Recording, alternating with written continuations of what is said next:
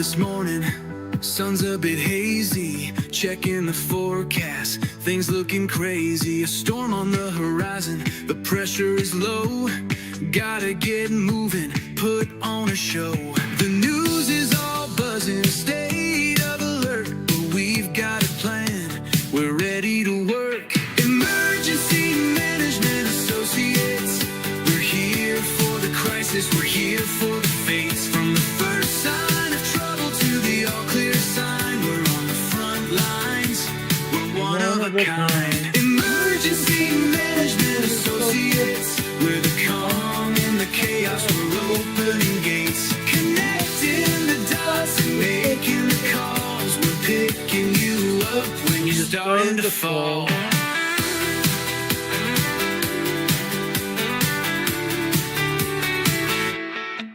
See a little fire or a rising flood, we're a well-oiled machine, we're running in the mud. From the city hall meetings to the rescue teams, turning worst case scenarios into hopeful dreams. We're training the people, we're stocking the gear, we're the team you can count on when trouble is near. Emergency Management Associates, we're here for the crisis, we're here for the face. From the first sign of trouble to the all clear sign, we're on the front lines, we're one of a kind. Emergency Management Associates, we're the calm in the chaos, we're opening gates, connecting the dots and making the calls. We're picking you up when you're starting to fall. It's more than a job, it's a calling, you see. Prepared for the present and what's yet to be. Every second counts, we're ready to react for our communities. We're making an impact.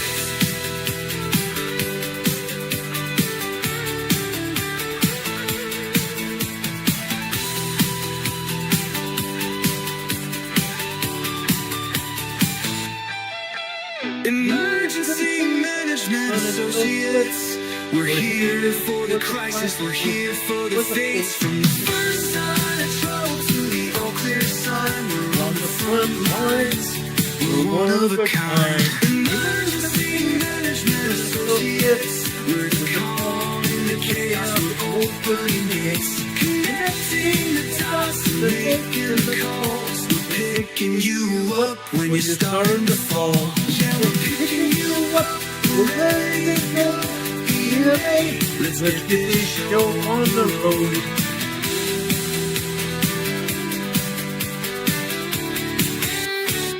Let's get this show on the road, guys. How about it?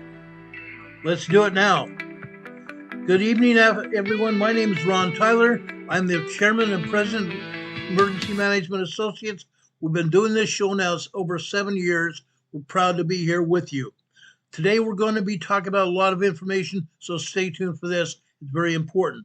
We're coming to you from the Area Command, 392 miles west of Kitty Hawk Beach, North Carolina. The first off the top of the pile here, I want to put out this BOL notice. This is a be on the lookout notice coming out of Alaska today. This is very important. I want to make sure you understand this. This is very important.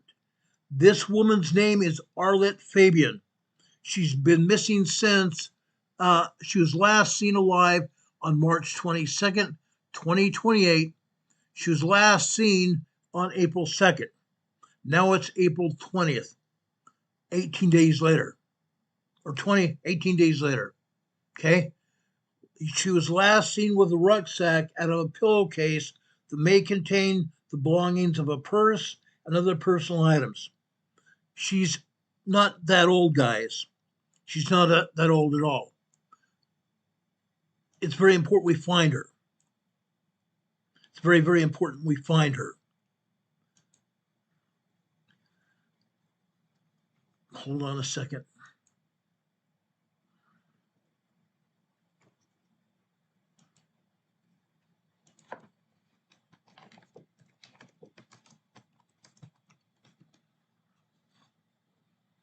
Okay, we're not going to stop looking for Arlette Fabian until we find her. Okay?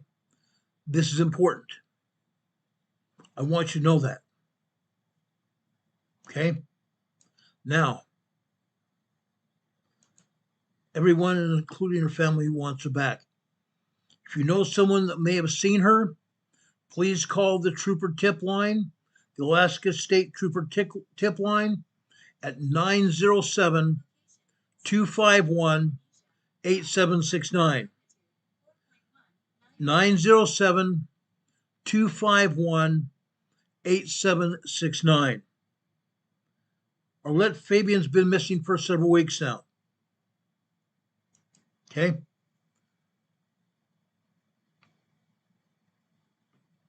She's very important to her family. She's very, very important to her family. I had more information here. I'm trying to come up with it here. Okay, I think I found some of it here. The entire community, she was last seen in Fairbanks, Alaska. She's reported missing on April 2nd.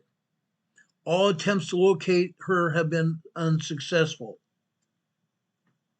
They're also in Alaska sponsoring a spaghetti dinner for her. Each meal includes spaghetti, Caesar salad, a roll, and a drink. Suggested donation is $20. April 17th, 4 to 7 p.m. That's already passed. That's 3 days ago. I'm sorry about that.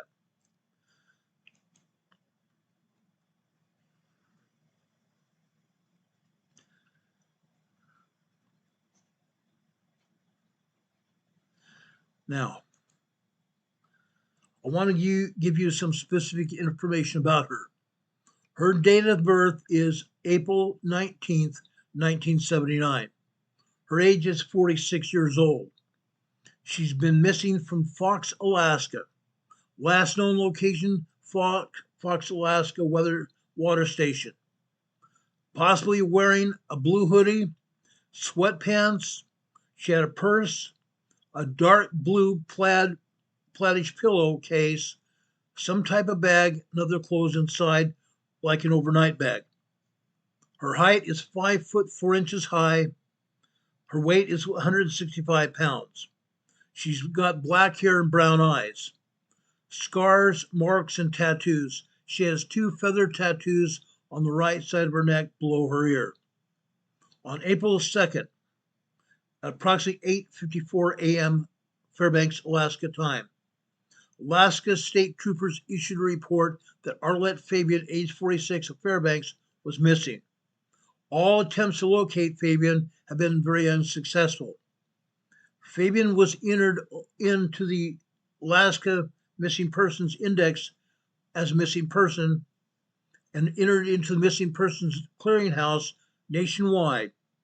The case number is Alaska AK 2602893. Again, the case number AK 2602898. Let's start over. Case number AK 2602893. Somebody knows something. Please come forward. Her family and her friends want Arlene back.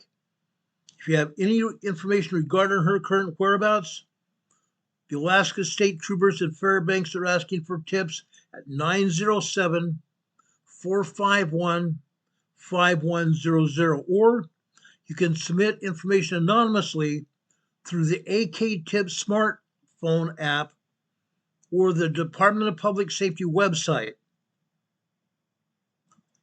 Or you can go to a QR code that they will have there. You can leave an anonymous voicemail message text at 907-251-8769.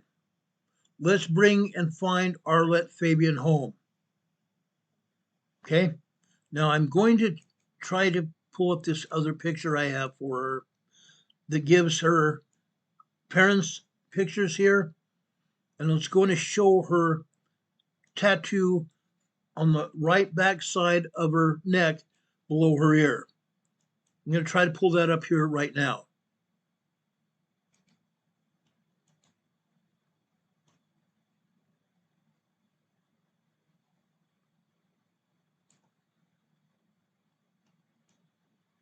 Give me just a second, guys. I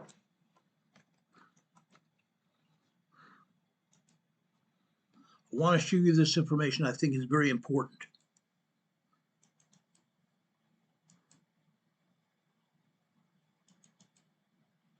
Okay? As I've told you before, I'm an former police officer. I'm a former police officer, was in the business 24 years.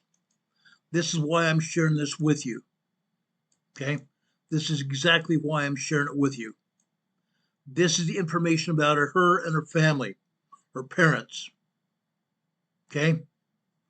This is important. I want you to share this worldwide if necessary. Share it far and wide here in the United States at least. Okay? Again, look at the bottom or back right side of her neck. Those are the feather tattoos she has on her back of her neck. Okay? You see the picture of her on the other two pictures on the left-hand side. Okay? That's what we have for you. If anybody has any information, please contact the Alaska State Patrol and give them the information you have. Again, the Alaska State Patrol case number is AK 26028 930. AK 26028 930. You can leave an anonymous voicemail text message at 907 251 8769. It's very important. Let's bring Arlette Fabian home. Okay? I think it's very important. I want to thank you for your attention to this broadcast. It's very important to bring this young woman home. Now, let's get into earthquakes that happened earlier this morning. Earlier this morning, we told you about a major earthquake that happened off the northeast coast of Japan. I'm going to show you that information right now. At first, the Japan earthquake came out as a major 7.6 earthquake. It was downgraded shortly after that to a 7.4 earthquake, as you see here today. Downgraded to a 7.4 earthquake like this, you see here. Okay? Yes, USGS does that all the time. Now, this may have been a much more powerful earthquake. I have reason to believe this may have been as large as a 7.6 or even a 7.8 major earthquake. USGS downgrades earthquakes all the time. Okay? I'm honest with you. I've been honest with you since day one. I want everybody to understand what happened here. Okay? That's why I'm showing you this. Now, it's not just this, guys. Not just this. There have been aftershocks as well. There have been a total of 14 aftershocks so far. 14 aftershocks so far. Right here, I'm showing you the major earthquake that happened that they are listing as a 7.4 earthquake. Look at all the other aftershocks that are over 5.0. All those lavender colors are over 5.0 earthquakes, up to 5.4 large aftershocks. The others here in red are moderate 4.0 to 4.9 earthquakes. And there's one 4.9 earthquake just to the south of this earthquake here. It's a 4.95. And honestly, guys, as you know what I know, I've told you this before, the agency downgrades these earthquakes to the nearest 0.9. So they have this list, at one of these aftershocks as 4.95. I consider that to be a 5.0 as well, because he downgraded to the nearest 0.9. Look at all these earthquakes. 14 aftershocks so far. Now, guys, I do not think those are the only earthquakes that have happened. I don't think so. There may have been others. There may have been others. Okay? But this is very serious. Okay? I'm going to take you now back down to what happened after we were on the air right before we were on the air earlier this morning. I'm going to show you this.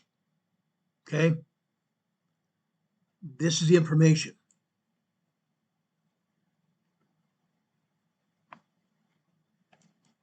Okay? This is tsunami information statement here. Okay? Statement number 1 coming out of the Honolulu, Hawaii Tsunami Information Center. No tsunami threat to Guam or any other islands in the North Mariana Trench. Okay? Second one, right here.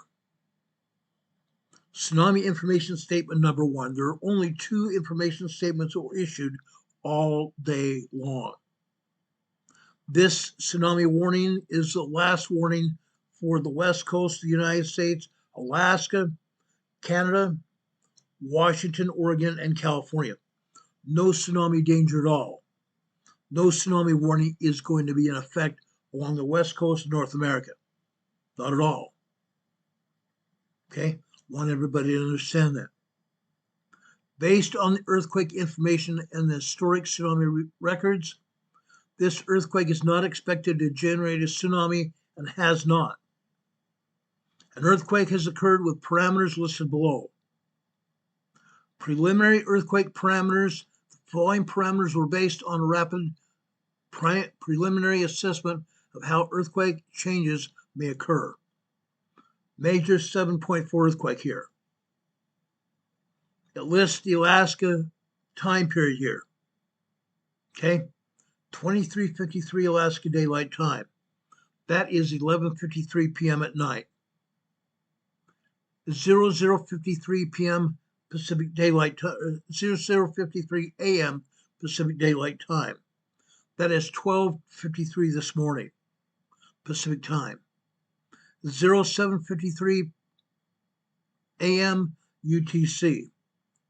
Eastern Daylight Time. This would have been 03:53 hours, 3:53 p.m.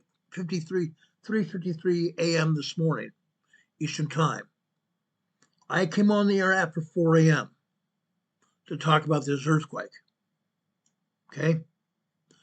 The depth of this earthquake was 6.2 miles deep, 10 kilometers deep, off the northeast coast of Honshu, Japan. Up northeast coast of Honshu, Japan. Let's go over and look at this.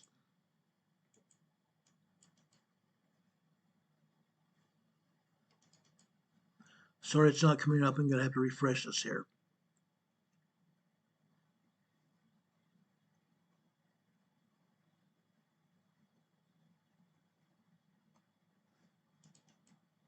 Right here. This is about Hawaii. This time, this is completely about Hawaii and nobody else. Okay? Want to make that clear. This is the final statement on Hawaii. Okay?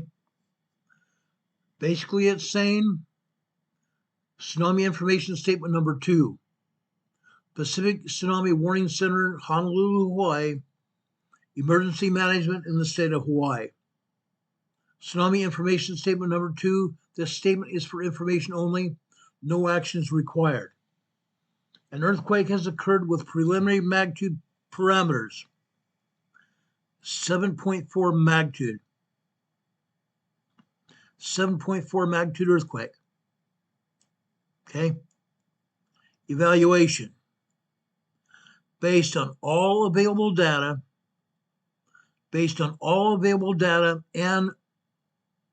a destructive earthquake, Pacific earthquake, tsunami is not expected. And there is no tsunami threat. There's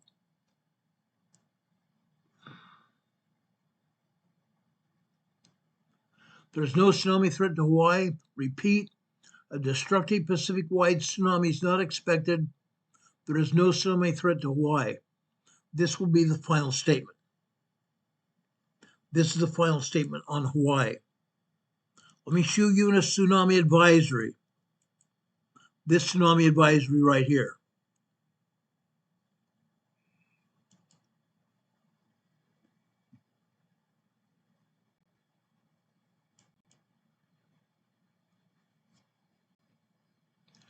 Again, this statement is for information purposes only. The National Weather Service Pacific Tsunami Warning Center, Honolulu, Hawaii this time. This is not about Hawaii, but this is about the general Pacific Ocean. This message is issued for the information only in support of the UNESCO IOC Pacific Tsunami Warning Center and Mitigation System. It is meant for national authorities in each country of that system. National authorities are to determine the appropriate level of alert for each country. They may issue additional or more refined information. They may release more defined information here. Let me scroll down here. It says, notice, they do this to get everybody's attention here. Okay? Again, a magnitude 7.4 earthquake has occurred. They give you all the information.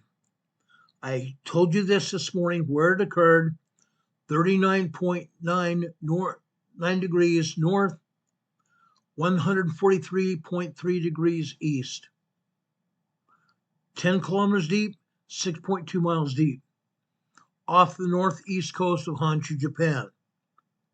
An earthquake with a preliminary magnitude of 7.4 magnitude occurred off the northeast coast of Honshu, Japan at 07:53 UTC on Monday, April 20th, 2026. Based on all available data, hazardous tsunami waves have been forecast for some coasts. Hazardous tsunami waves have been forecasted for some coasts here. Okay, I'm going to give you this information right now. Tsunami waves reaching a height of 1 to 3 meters high. 1 to 3 meters high. 3 to 9 foot high. 3 to 9 foot high. Okay? That is above the tide level. That is above the current tide level. The Northern Mariana Islands, the Philippines, Russia, and Wake Island, including and not limited to Korea and China. Korea and China. Actual amplitudes at the coast may vary from forecast amplitudes due to uncertainties in the forecast and local features on the bottom of the ocean, the bathymetry at the bottom of the ocean. In particular, maximum tsunami applicable on atolls. Atolls are small, tiny islands in the Pacific Ocean. Those atolls may not be very high in altitude. And at locations with fringing or barrier reefs will likely be much smaller than the forecast indicates. For other areas covered by this product, a forecast has not been yet computed. The forecast may be expanded as necessary in subsequent products. But again, this is the last tsunami advisory that the National Weather Service Pacific Tsunami Warning Center put out. This is the last one. Okay?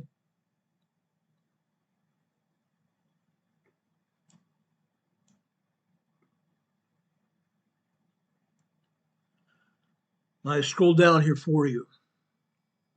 Government agencies responsible for threatening coastal areas should take action to inform and instruct any coastal populations at risk in accordance with their own evaluations. Each country will evaluate their own risk. Persons located in threatened coastal areas should stay alert for information and follow instructions from national and local authorities. Estimated times of arrival here. Estimated times of arrival here. Notice I've got these times posted here. I want you to be aware of this.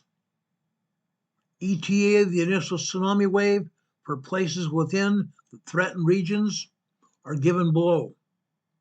Actual arrival times may vary and differ. The initial wave may not be the largest wave. Remember, a tsunami wave is not just one wave. It's a series of waves, possibly even as many as 100 different tsunami waves. The first may not be the largest, and the last may not be the smallest. You need to be aware of that. Kushiro, Japan. Got the coordinates of Kushiro, Japan? 0032 hours Japanese time. Hashimura, 0034 hours this morning. Katsura, Japan, 0851 hours. Shimizu, Japan, 10:17 a.m. this morning. Nobakawa, Japan. I know I'm butchering the name, but you see it on your screen here. 10:22 a.m. this morning. Sapporo, Japan on Hokkaido, Japan. Sapporo, Japan, 10:27 a.m. this morning. Niigata, Japan, 10:47 a.m. this morning. Shimori, Japan, 11:46 a.m. this morning. Nagasaki, Japan, 12:02 a.m. this morning. These are the times for the estimated arrival of tsunami waves. I'm showing you the entire evaluation from the Pacific Tsunami Warning Center here. Okay? These are the potential impacts here. A tsunami is a series of waves. The time between wave crests, note wave crests here. They can vary from minutes, 5 minutes, to an hour in any variable situation. From 5 minutes to an hour, depending on the situation. The hazard may persist for many hours or longer after the initial wave. Multiple tsunami waves here. Impacts can vary significantly from one section of coast to another due to local bathymetry, the bottom of the ocean surface, and the shape and elevation of the shoreline. Impacts can also vary depending upon the state of the tide at the time of maximum tsunami wave. The state of the tide. They may have a king tide, which if a maximum tsunami wave comes, it's during a time when there's a large amount of surf or even bad storms along the coastline. King tides. Could also be high tide. High tide may vary as well. Okay? Persons caught in the water of a tsunami wave may drown. Persons caught in the water of a tsunami wave may drown. That should come as common knowledge. But again, what is common knowledge? I'm going to say this may seem cruel. Most people don't have the sense God gave them. Stay out of the water. Stay out of the water. Yes, I'm speaking to people here in Japan as well. Many of those speak English. They speak English very well. Okay? Now, the next update and additional information. The next message will be issued in 1 hour or sooner if the situation warrants. However, this was the last message. This was the last message that was issued. Now I have more information yet. I've got a video. I have a video current. This is current, guys. Coming from Japan via CNBC. Let me play this for you. から札幌映像取材デスク、現場離脱して北上しながら海岸線舐めていきたいと思います。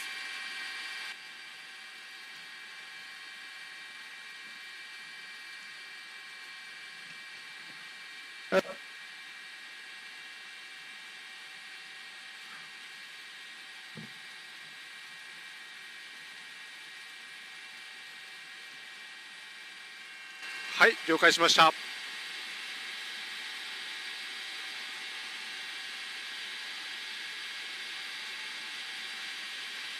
Again, the maximum tsunami はい、 wave よろしくお願 might いし be ます。 as high as 9 feet high, or as little as 3 feet high or less.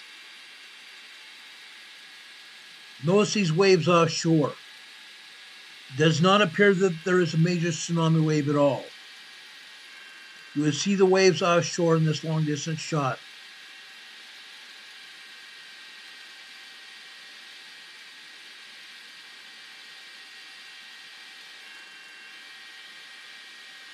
You see there's some difference of the waves offshore. See that area of white water there? There may be a reef there. But there's no major wave action along the shoreline of Japan. Not at all. .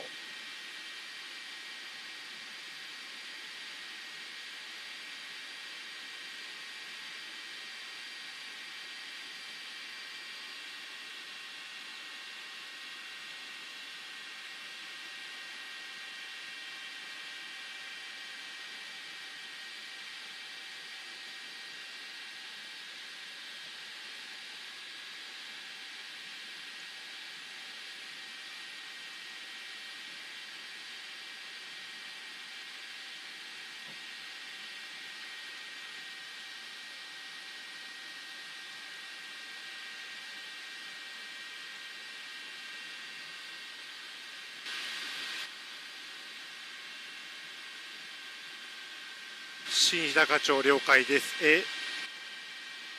ここはまだ浦川。はい、了解。現在は浦川町の上空です。浦川町の上空です。船が帰ってきて、人が降りている様子が確認できます。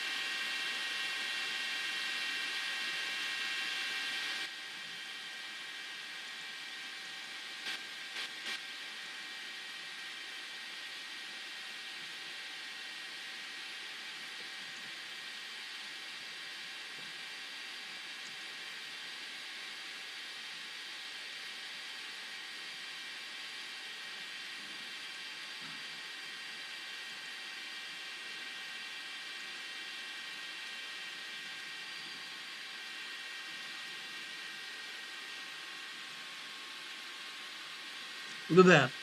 There does not appear to be any major tsunami waves at all. There is some wave action that appears to be waves. いや、距離はでもいいですよ。了解。何かあったら言います。了解です。後ろに警察がいます。すぐ後ろに警察が飛んでます。わかりました。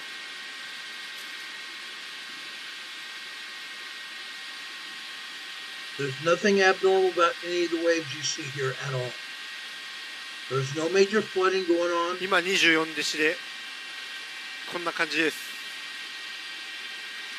これで行きましょう。はい。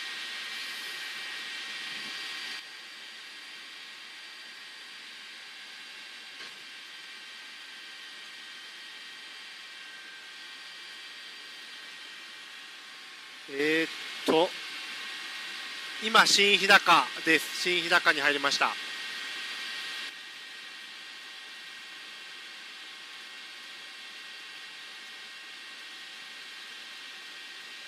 For all my fellow seniors, forget pulling your pants to your chest. Meet air flexion. Bring comfort down to earth without the grandpa. I'm sorry about that. Okay, I'm going to end it there. You've seen what I've been able to see. There is no major tsunami action at all around Japan at all. Nothing. Okay, all you saw was what I saw was normal wave action. They said that the tsunami wave might have been up to 3 feet or as high as 9 feet. 1 to 3 meters high. 1 meter is 3 feet, 9 meters is 3 feet high, or 9 feet high, I'm sorry. Okay, could have been that. 1 to 3 meters high. All we saw there was very light wave action. I still do not think anything else has happened there. Okay, I've given you all the information I have, except for one thing. I want to discuss with you the felt reports coming from Japan. Okay, let's discuss the felt reports now. I'm going to show these to you.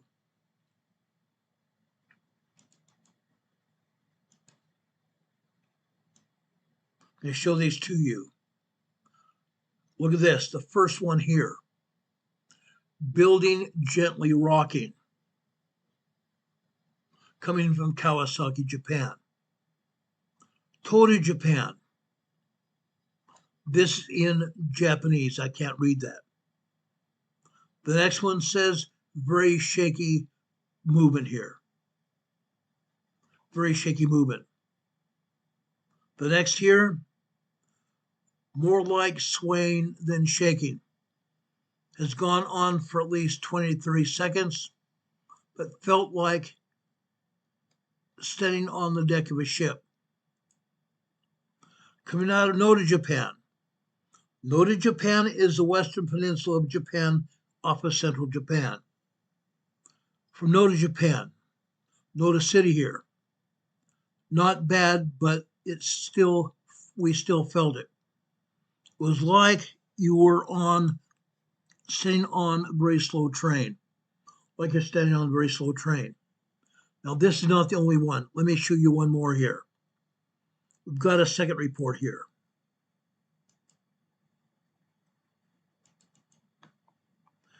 This is felt report number 2. Uraizu, Japan.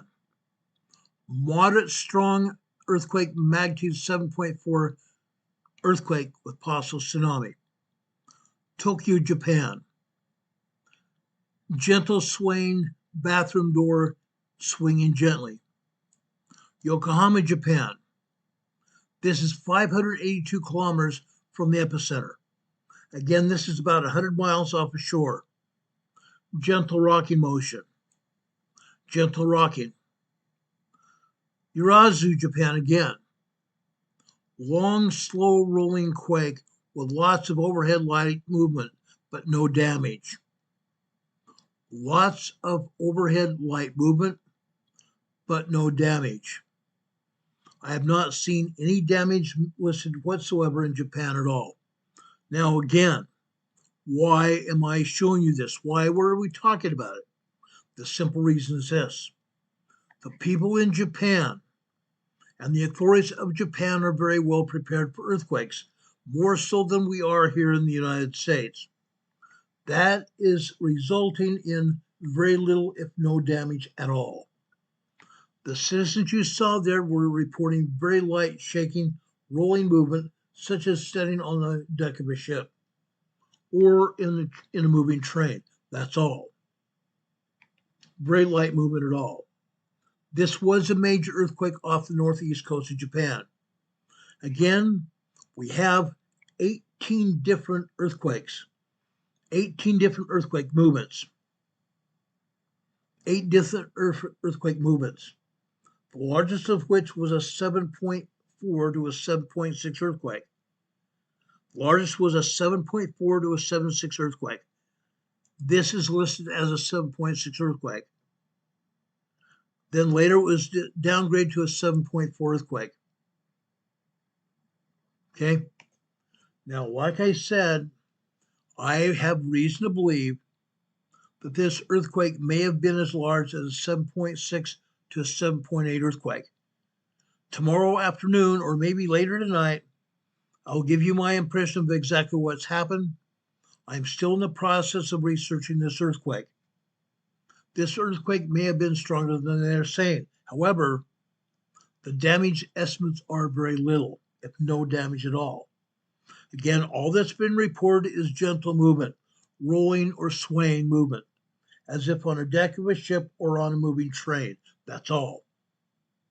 That's because those buildings are made to withstand earthquakes.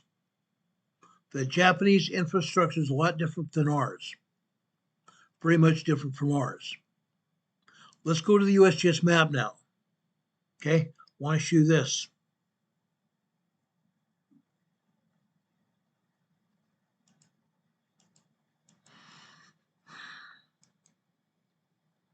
Now in this case, I'm going to take down our webcam here for a few minutes.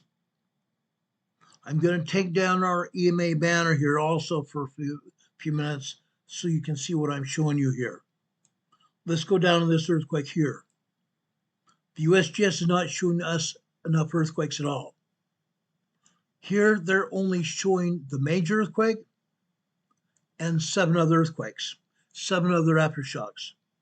As I explained to you, the European agency is showing a total of 17 earthquakes, 18 earthquakes including the major shock, 17 other aftershocks.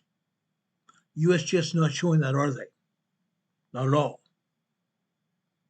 Again, it's off the northeast coast of Honshu, Japan. Let's go over here to central Japan here. This is where those 2 people from Noda, Japan were. Noda, Japan is this peninsula of Japan on the western side of Japan right there. That's the Noda Peninsula. Those 2 people you saw on the felt reports are on this peninsula. On this peninsula, this is the opposite side of Japan, so they're not going to feel much shaking at all. They did say they felt some rolling movement, but that's all. That's what happened here. Now, going further to the south, this is Taiwan. Taiwan. Okay, let's zoom in here. Off the northeast coast of Taiwan, we have a 4.1 earthquake here. This has got to be known. You need to know what's going on here. This off the northeast corner of Taiwan. This near the island of Yonaguni, Japan. Yonaguni, Japan. 4.1 moderate earthquake here. All these islands between Taiwan and Japan belong to Japan. This is a 4.1 earthquake northeast of Taiwan. Also, 104 miles deep. Still a very shallow earthquake. Okay, going south. There are earthquakes off the northern island of Luzon, Philippines here. USGS is not showing them. USGS is showing us 1 earthquake over here in north central, or I shouldn't say north central, east central Japan here, or east central Philippines, I'm sorry, east central Philippines. This is a 4.6 earthquake here. There are 3 other aftershocks, or not aftershocks, 3 other moderate earthquakes here that they're not showing us. 3 other moderate earthquakes, 4.0, 4.9. Going south here, this is Mindanao Island, Philippines. There are 3 other earthquakes over here at the northeast side of Mindanao, Philippines, on the Philippine Trench. The Philippine Trench. That Philippine Trench is the edge of the continental plate here. Edge of the continental plate.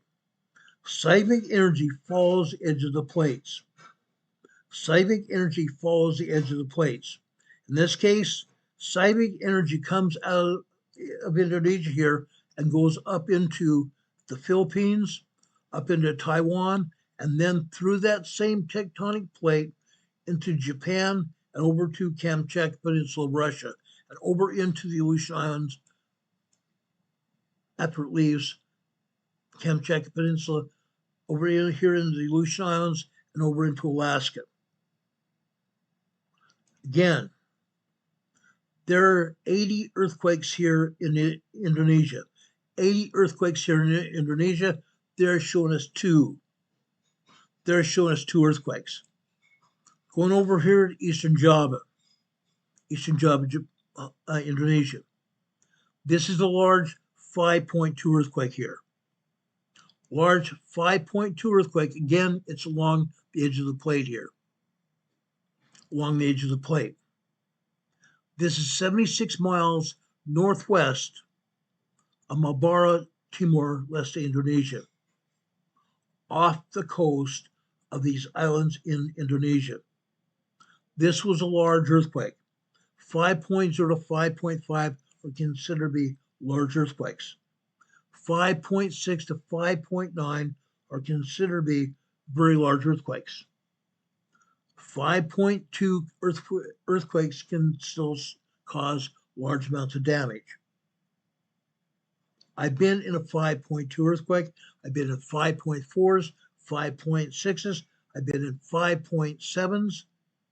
I've been around 5.9 earthquakes 30 miles south of Salt Lake City. We had a 5.9 earthquake in Salt Lake City. I was 30 miles south of there. It felt like nothing more than a minor,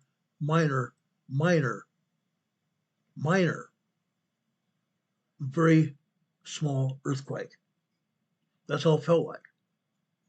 Off the coast of Timor-Leste, Indonesia here, off of Java, Indonesia, guys. You need to understand this.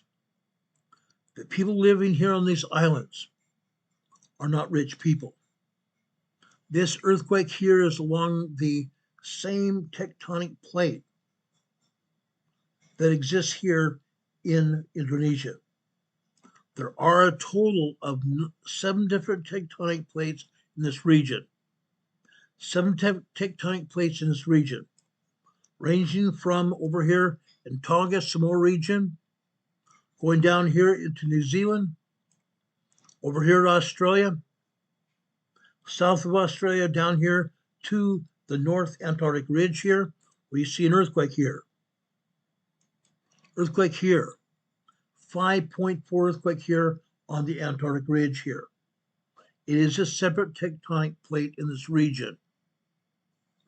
Going north here, the Australia plate here is a separate and distinct tectonic plate. Going over here into Indonesia, Papua New Guinea, there are several different tectonic plates right here, all part of the other 7 tectonic plates in this region. They have earthquakes here as a result of plate movement. As a result of plate movement. Some of this seismic energy coming out of Papua Indonesia, Papua New Guinea, going over here into Southeast Asia here. Thailand, Cambodia, Vietnam. Further up here through Thailand, up into what they call Myanmar or Burma here. Then that same energy travels along that tectonic plate on the eastern side of India, going up here into the Himalaya Mountains. Again, this is the edge of the plate here. The edge of the plate. The plate movement continues through the Himalaya Mountains. This is the edge of the plate. All the way over here to Afghanistan, Tajikistan, and Kazakhstan. They're not showing any earthquakes here, but there are earthquakes here. There are almost always earthquakes in this region. USGS rarely shows it. Okay? Now, the edge of the plate then dissipates in 2 different regions. One edge of the plate goes north up here, goes all the way up here into the Caspian Sea, through central Caspian Sea, and further over here into Syria and the Turkey border region. Okay? The other one goes further down south. Pakistan, southern Iran and Iraq, going through southern Iran here, over into Syria, the Syria-Turkey border region here, in northern Turkey here. Now, there are a lot of earthquakes here in northern Turkey as a result of that same tectonic plate. USGS is not showing these earthquakes. They rarely ever show these earthquakes at all. There are some earthquakes here in southern Turkey here. There is a great number of earthquakes here in eastern Turkey right here. There are some earthquakes that go over here into the agency here. The agency here. All these islands in the agency belong to Greece. There are earthquakes over here in the agency on the eastern side of the agency belonging to Greece. Going over here in the central agency here. Now, guess what? The reason they are having earthquakes here in this part of the agency is because there's magma down beneath the agency here. There are magma channels down beneath the agency. This magma down beneath the agency is trying to find a place to erupt. It's going and hitting bedrock here. Fracturing rock in the bottom of the agency here. Fracturing rock at the bottom of the agency here, causing earth movement. Many of these earthquakes down here in this part of the agency are 1.0 to 1.9 tremors, 2.0 to 2.5 tremors here in the agency right now.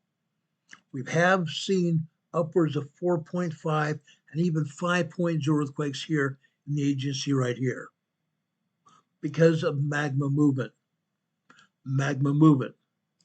Right here. See this island here? This island here is the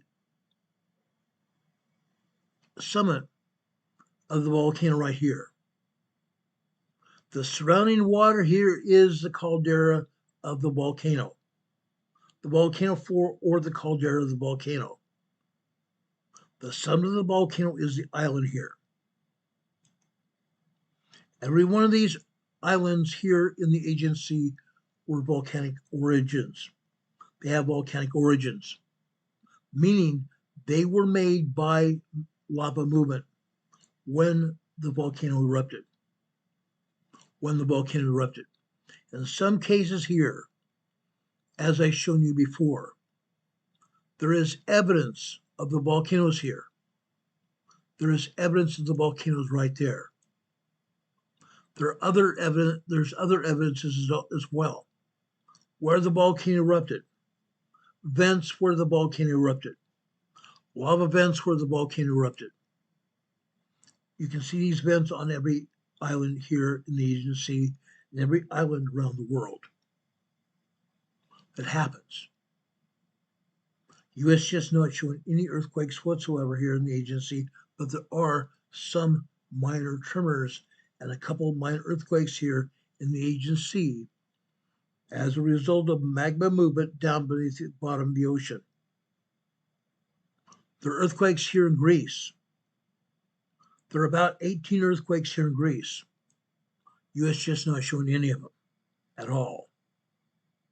There are earthquakes here in southern Italy and Sicily border region. Earthquakes. These are 1.8, 1.9, 2.0, 2.4, 2.5 earthquakes here. Why? Again, we have earth movement here. We have seismic energy here. See this earthquake fault? This earthquake fault comes out of the Syria-Turkey border region. Comes out of the Turkey-Syria border region. You might think that's a little strange, guys, but it isn't.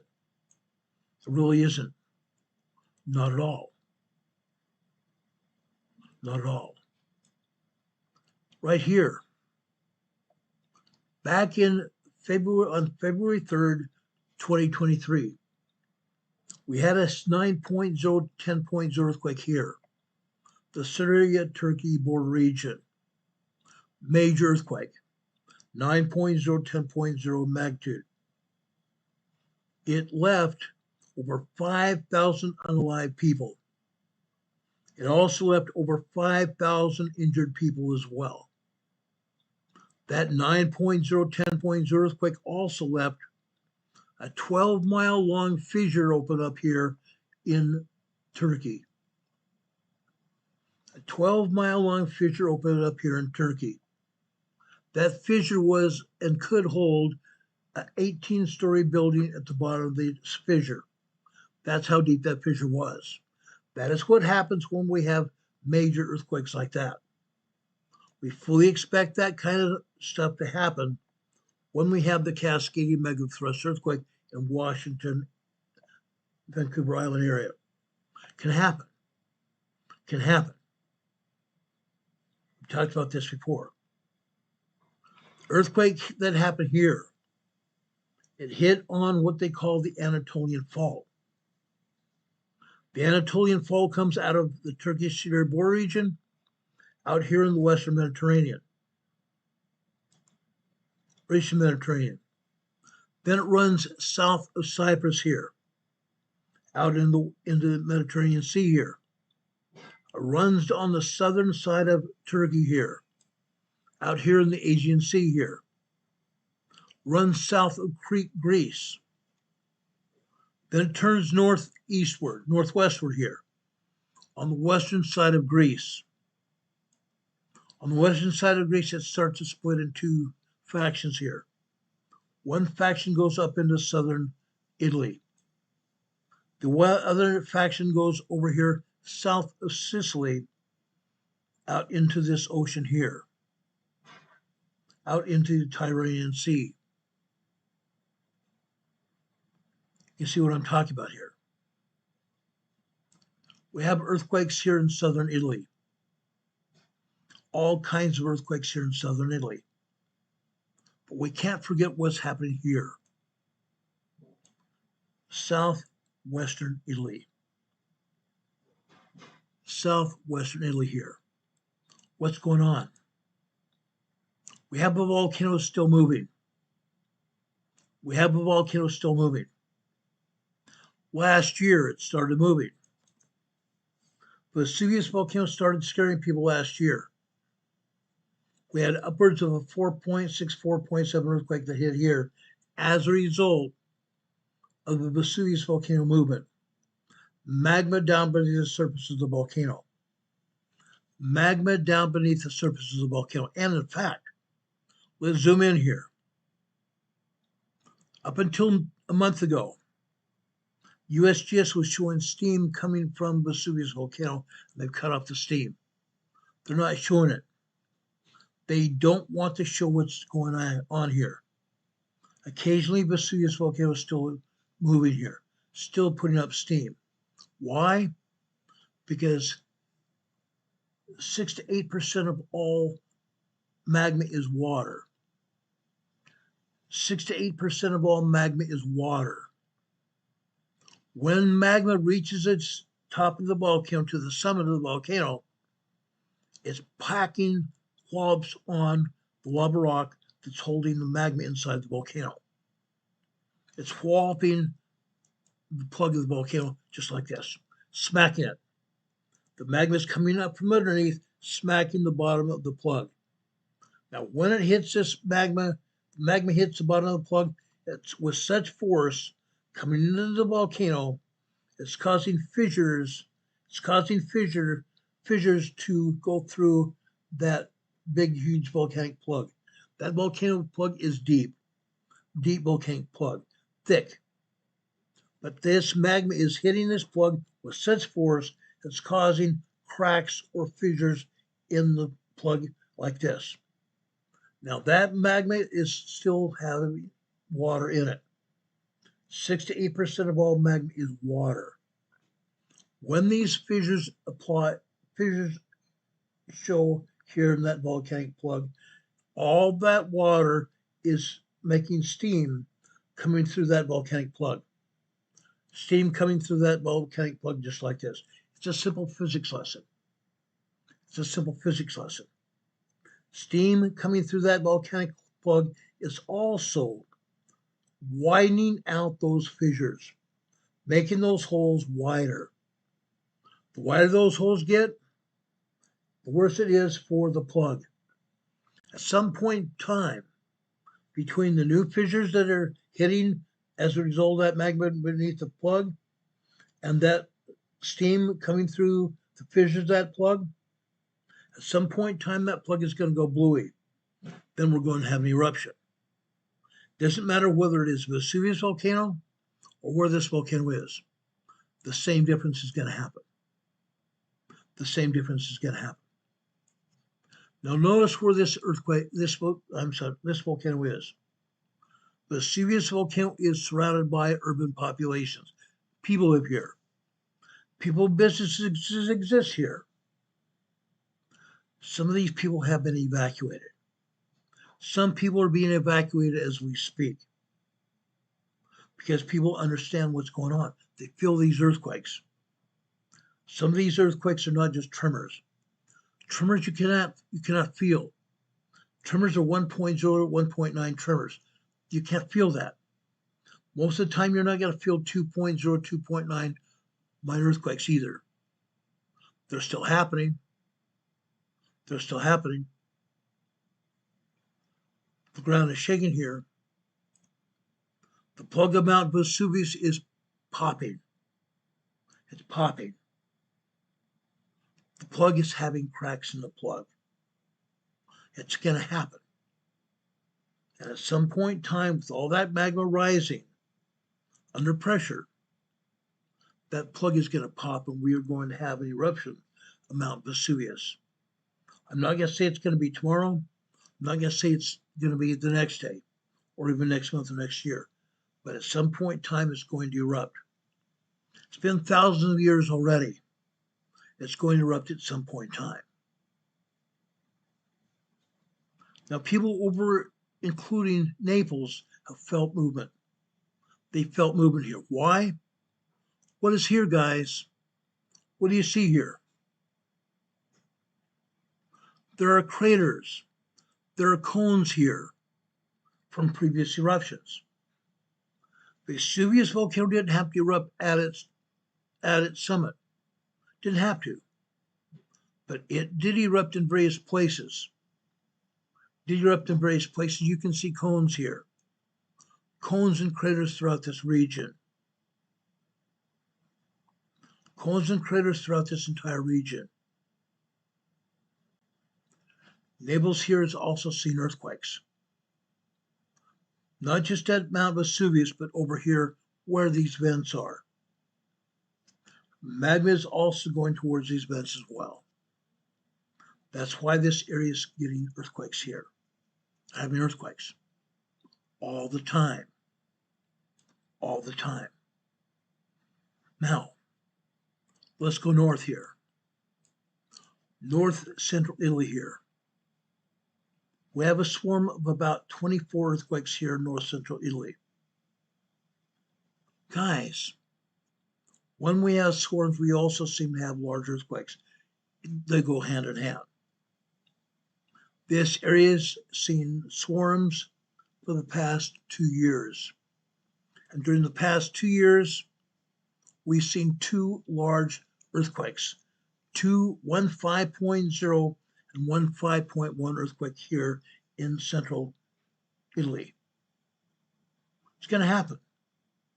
We are going to see another large earthquake here in the very near future. It's going to happen. We don't know when. Going here in northern Italy. Northern Italy here has seen tremors 1.1 to 1.9. We're seeing 2.0, 2.4 earthquakes in this region as well. Going up into the Alps Mountains here. Both Italy, Switzerland, and Germany are having tremors and minor earthquakes here. In the foothills of the Alps Mountains here.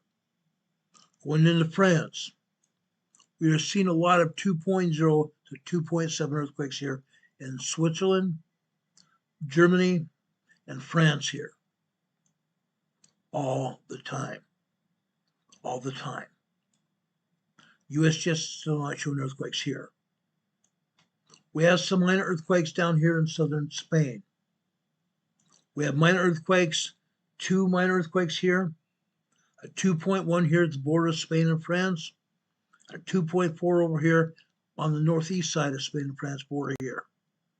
That's normal. This is absolutely normal. It happens every day. 2 earthquakes, sometimes a tremor and a minor earthquake, other times 2 minor tremors or 2 minor earthquakes here, as it is the case today.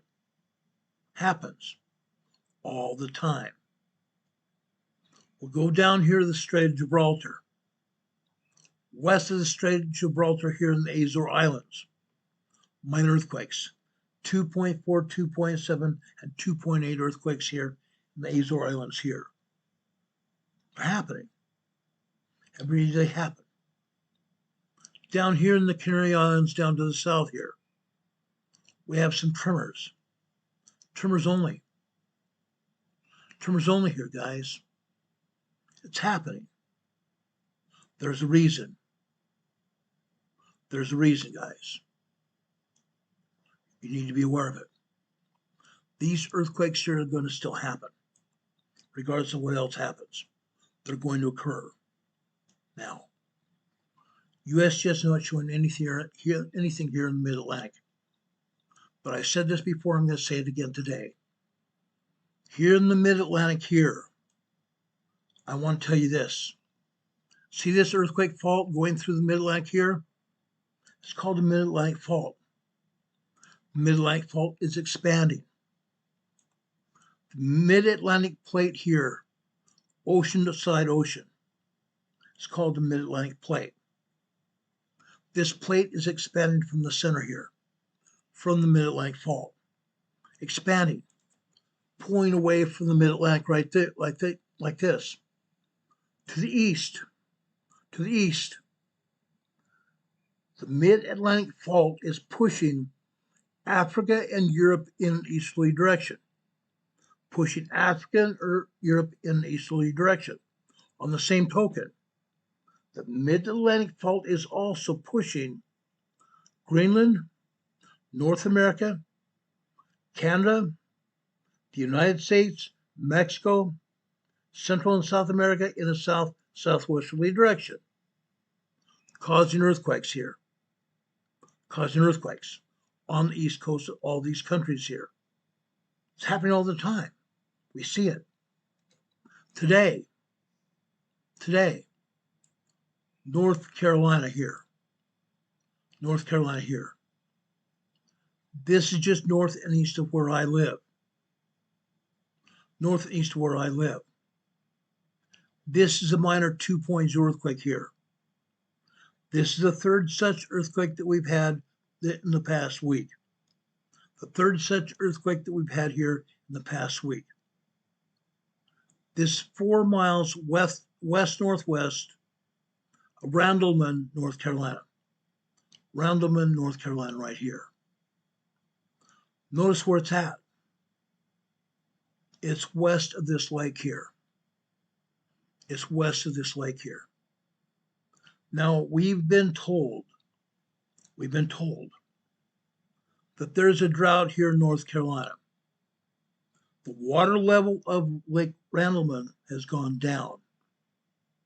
They say that may be a cause of these earthquakes. Again, weighted water of the lakes can cause earthquakes. When there's less weight, it could also possibly cause earthquakes. This is a possible cause of this earthquake. However, what they're not telling you, not telling anybody, when we have seismic energy off the coast of North Carolina or anywhere else, we're seeing earthquakes. We are seeing earthquakes. This earthquake here is in the lower foothills of the Blue Ridge Mountains here. Lower foothills of the Blue Ridge Mountains here. Now, I live right there. I live actually in the foothills of the Blue Ridge Mountains here. The Blue Ridge Mountains are an aftershock, literally, of the Appalachian Mountains here. We are in the southern part of the Appalachian Mountains here. They call them Blue Ridge Mountains. We have earthquakes here. But again, USGS is not showing them. Yet they are showing one earthquake over here in Randleman, North Carolina. One earthquake. Again, this is in the eastern part of the foothills of Blue Ridge Mountains here. That's what's going on here. But not all. Not all. We're not finished here. Over here in eastern Tennessee, in the eastern Tennessee seismic zone, we're having a 2.5 earthquake here. Now, guys, I can swear on a stack of Bibles, and I will show you more earthquakes here tomorrow. I don't have time to go into this today, but we have a ton of earthquakes here in the eastern Tennessee seismic zone, which is in the southern end of the Eastern Continental Divide. The Appalachian Mountains, the Blue Ridge Mountains here are part of the Eastern Continental Divide. And down here in the southern part of it, we're having earthquakes. We are going to see earthquakes here along the Eastern Continental Divide. Just like we see earthquakes in the Western Continental Divide, the Rocky Mountains. The same thing applies here. This is a 2.5 earthquake here in Petros, Tennessee. Petros, Tennessee. We have a lot of earthquakes here. Look over here at the New Matter Fault. I'm going to address earthquakes here on the New Matter Fault tomorrow. But I'm going to show you two earthquakes here today because rarely, if ever, do they show earthquakes here on the New Matter seismic zone. This earthquake here is a 2.2. 2.2 earthquake here near Cooter, Missouri. Cooter, Missouri. 2.2 earthquake here. This is a 1.5 tremor here, Marston, Missouri. Tomorrow I'm going to show you a seismogram, which is a computer readout from the seismograph itself. I'm going to show you a seismogram readout showing you earthquakes here in Marston, Missouri. This is a 1.5 tremor here in Marston, Missouri. This is not the only earthquake to occur here in Marston, Missouri, or for that matter, Cooter, Missouri, the central part of the New Matter Fault. This is the central part of the New Matter Fault. The New Matter Fault goes up into Illinois, over here on the southeastern side of Indiana, and Ohio. I'm going to show you earthquakes here tomorrow. The United States Geological Survey is not showing earthquakes here on the New Matter Fault, except if they really want to. They are being very dishonest with all of us. Now, yes, we have earthquakes down here in Texas. Always here. Why? Because, guys, we have oil and gas fracking operations going on. Oil and gas fracking operations. Anytime you drill into the crust of the earth, when seismic energy comes off the Pacific plate, goes across the North American plate, it's going to hit these man-made earthquake faults. These holes in the ground are man-made earthquake faults. When seismic energy finds those faults, it fractures the rocks inside the faults, causing earthquakes. That's what's going on here. And yes, some of these earthquakes are also over here into Oklahoma. Right here, for example, Union City, Oklahoma. This is a 2.3 earthquake here. To the south right here. This is a 1.7 tremor here, but it's not the only one. This is in Ratliff City, Oklahoma. This is not the first time we've seen earthquakes here in Ratliff City. Like I said, this is a 1.7. This is a 1.1. This is a 1.5. This is a 1.1 tremor. And this is a 1.1 tremor near Ratliff City, Oklahoma.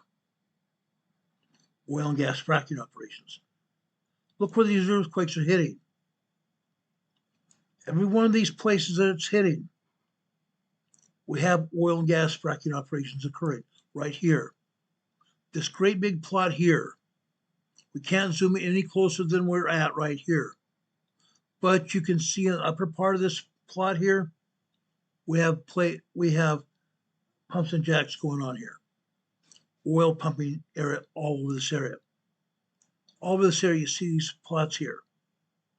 Oil and gas fracking operations going on.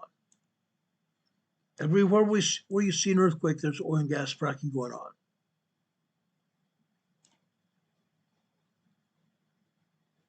Okay, right here as well.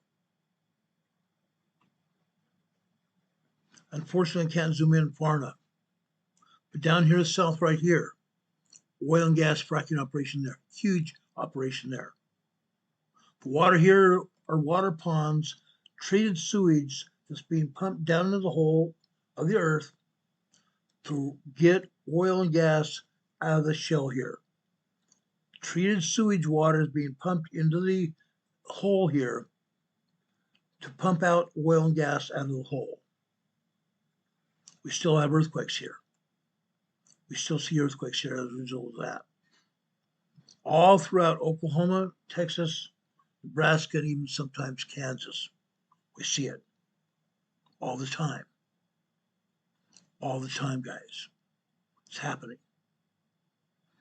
Now, I've got bigger fish to fry.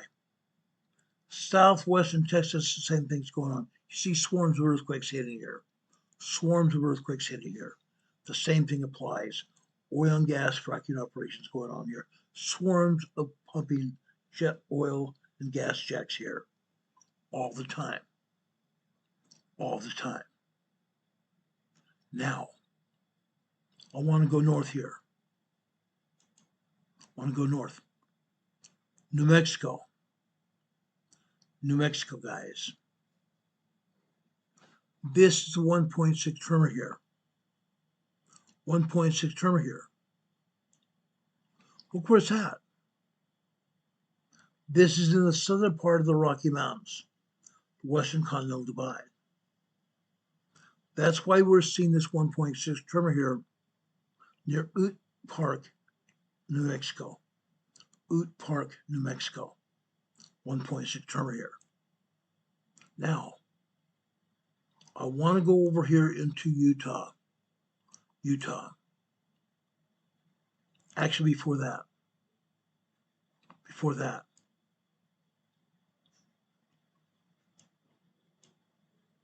I want to go over here into Nevada. We are still seeing a good swarm of earthquakes here. Earlier today, we had 17 earthquakes here. Right now, we are seeing 5 earthquakes. This is a 3.0 small earthquake here. Olancha, California. Olancha, California. 3.0 earthquake, 5 miles southeast of Olancha, California.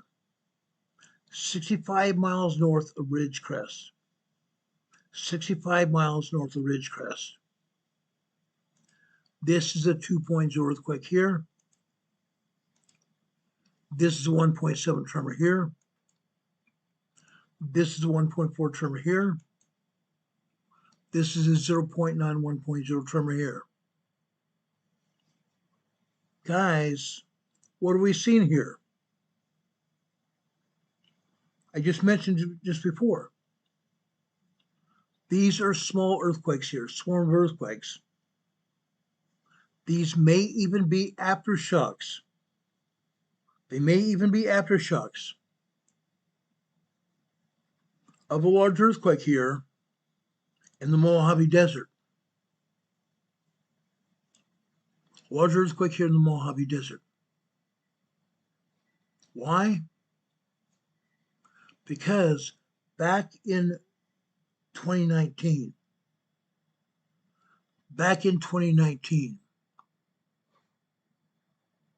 we had a major earthquake here in Ridgecrest, California. We had a major 7.1 earthquake here in Ridgecrest, California. Notice this. We're having more earthquakes here today. This earthquake here, 17 miles south of Trona, California. 1.1 tremor here. The 0.7 microquake, 11 miles east of Ridgecrest. This is a 1.0 tremor here, 11 miles west of Cerros Valley, north of Ridgecrest. This earthquake is 0.4 microquake, Little Lake, California. This is 0.8 earthquake here in Cozo Junction. Cozo Junction. This area is where we have volcano action going on here. This is a huge volcanic field. Huge volcanic field. One of the reasons we have earthquakes here is because it's in a volcanic field. Number two, we have oil and gas fracking operations going on here. But in this case, it's not oil and gas. Not oil and gas. Men have drilled into the upper magma chambers of the Cozo volcano. They drilled into the upper magma chambers of the Cozo volcano to obtain steam, to power turbines, to generate electricity here. To generate electricity here. Look at this, guys. Look at this. Right here. You see turbines here. You see 4 turbines in each pad here.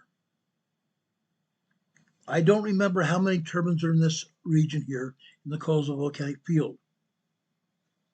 But back in 1968, a former Nevada senator named Harry, I can't remember his name. He's a very famous senator, but he was not famous for very good things. He was able to gain funding for this project to take steam from the upper magma chambers of the volcano to power turbines to generate electricity here. That's what happened. They're still happening here. As a result of this steam fracking operation here,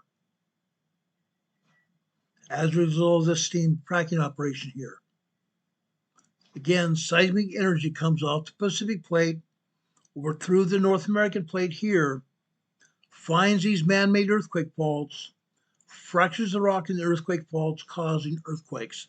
That's why we have earthquakes here.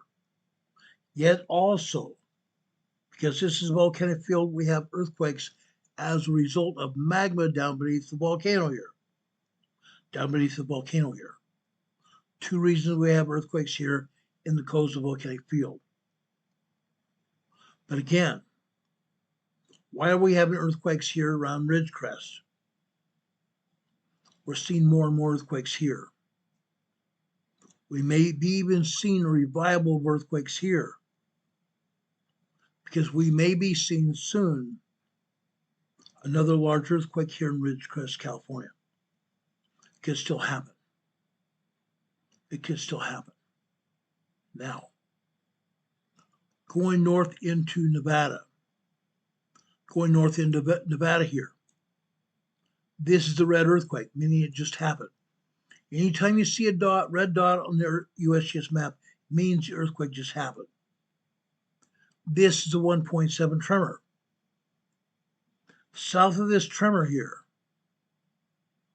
all these earthquakes are part of the large earthquake that hit here just about a week ago, a little over a week ago. We had another 5.7, 5.9 earthquake here. We're seeing aftershocks here. We have earthquakes here. This is a 3.4 earthquake here, small earthquake. This is a 2.1. This earthquake here is a 3.4. So far today, this is a larger earthquake in this swarm of earthquakes, 3.4 earthquakes. But we are still seeing swarms of aftershocks. Swarms of aftershocks from the 5.7, 5.8 earthquake here just over a week ago. They're still hitting here. We are still going to see earthquakes here in the very near future. We had an earthquake here about a year ago. After a year, the earthquakes dissipated. Now the earthquakes have returned.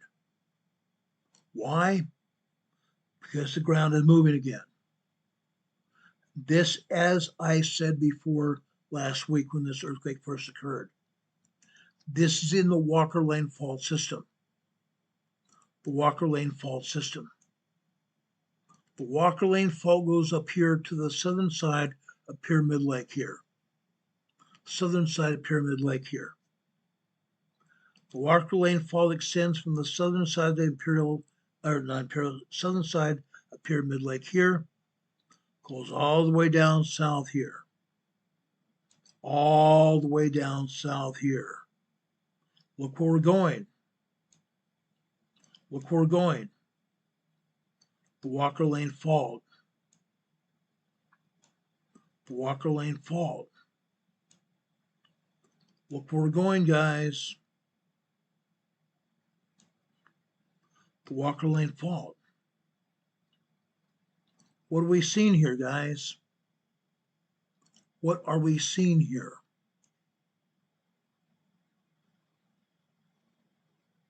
What does the Walker Lane Fault and the San Andreas Fault have in common?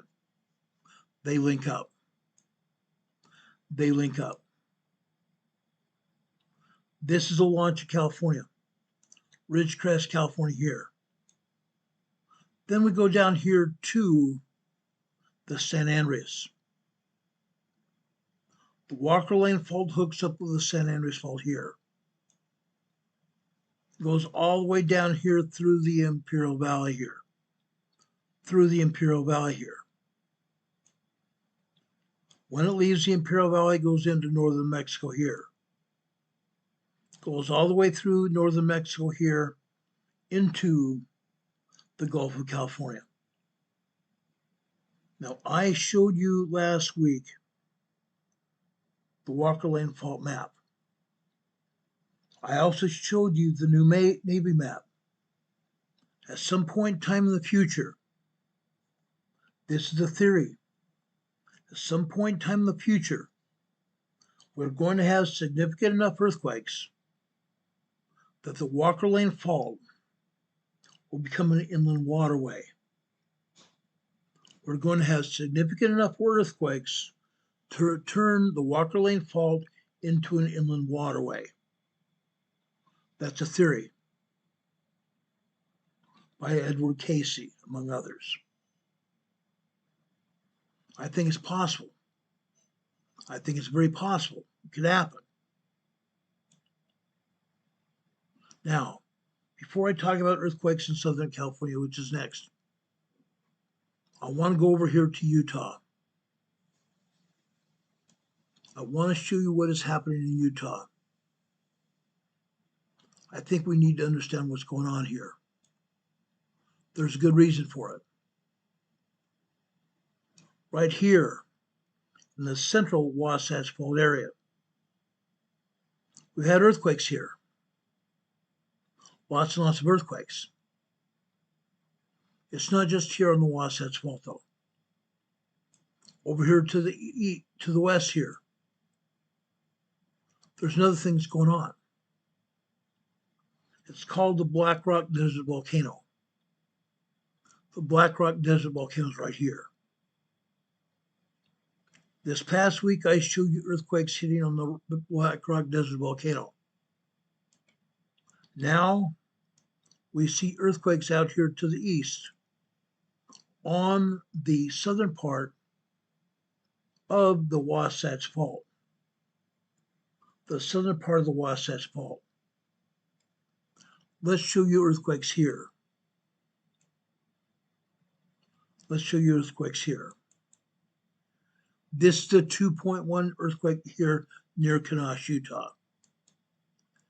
This is the 2.1 earthquake here, also 6 miles southwest of Kanosh. I have friends living in Kanosh, Utah. This is 1.2 tremor here, 6 miles southwest of Kanosh, Utah. This is a 2.6 earthquake here. Going north, 1.8 tremor, 1.2 tremor. This is a 1.2 tremor here.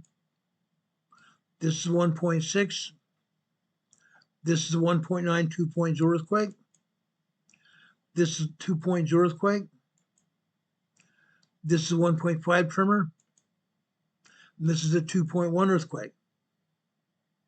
Again, the central part of the Wasatch Fault. Why is that important? I'm going to back out here quite a bit. We're going to follow the Wasatch Fault as it moves north. As it moves north. At some point in time,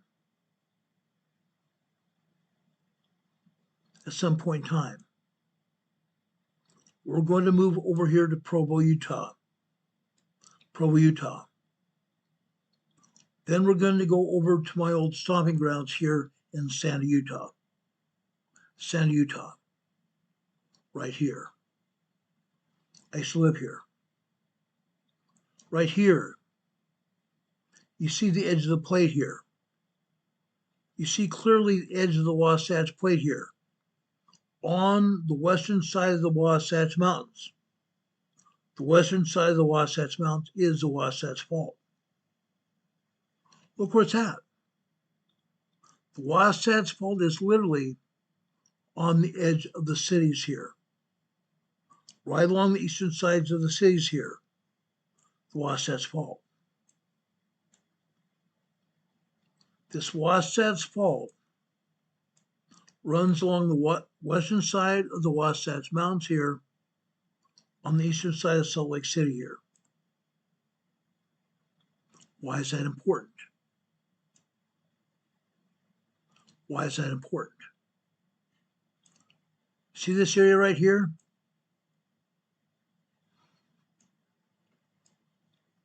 You actually see the edge of the Wasatch Mountains right here. The edge of the plate. This is the Wasatch Fault here. Okay? But what else is going on here?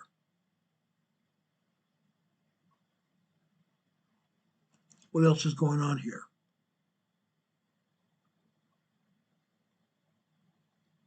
In 2020, March 18th, 2020, West Valley City, Utah, southwest of Salt Lake City, West Valley City, Utah. We had a 5.7 earthquake that hit here. 5.7 earthquake hit here. Strong earthquake. Strong earthquake. The problem with that is it caused billions of dollars of damage. And it was only a 5.7 earthquake. It was not on the Wasatch Fault. It was on an ancillary fault here, south of the Great Salt Lake.